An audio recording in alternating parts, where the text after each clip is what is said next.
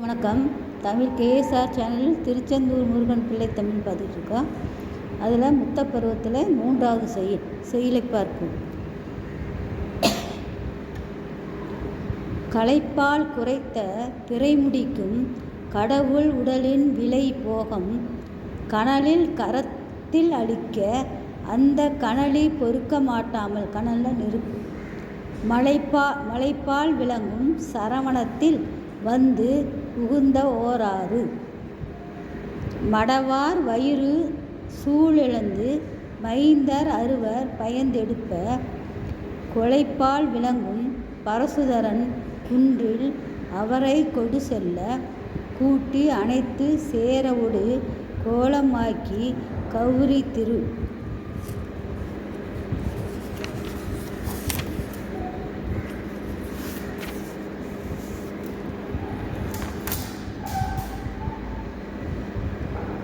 முகைப்பால் குடித்து கனிவாயால் முருகா முத்தம் தருகவே முத்தம் சொரியும் கடல் அலைவாய் முதல்வா முத்தம் தருகவே என்று சொல்லக்கூடிய பகுதி.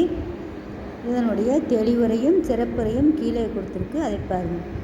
கலைகளின் பகுதி குறைந்த இளம்பிறை சந்திரனை சடையில் தாங்கிய சிவபெருமான் உடலில் தோன்றிய இன்ப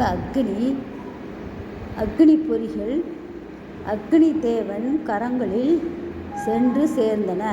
அவற்றின் வெப்பத்தை தாங்க மாட்டாத அக்னி தேவன்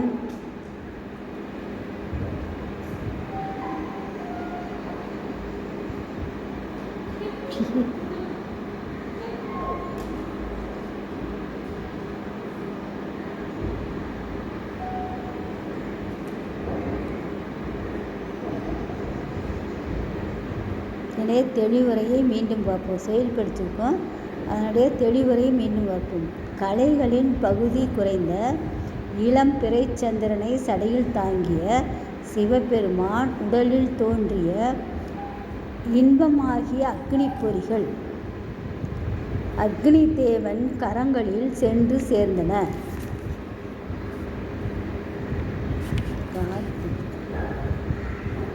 அவற்றின் வெப்பத்தை தாங்க மாட்டாமல் அக்னி தேவன் இமயமலை பகுதியில் விளங்கும் சரவண பொய்யில் கொண்டு செலுத்தினான். அதனால் ஓராறு பொய்யில் பெண்கள் சூழ்கொண்டு 6 மைந்தர்களை கார்த்திகை பெண்கள் சூழ்கொண்டு 6 மைந்தர்களை ஈண்டெடுத்தனர். கொலைத்தன்மை மிக்க மழு ஆயுதத்தை ஏந்திய சிவபெருமான் கையிலகிரின மலை அவர்கள் எடுத்து செல்ல அங்கு உமையம்மை 6 திருமுகங்களோடும் 12 கைகளோடும் கூடிய ஒரு குழந்தையை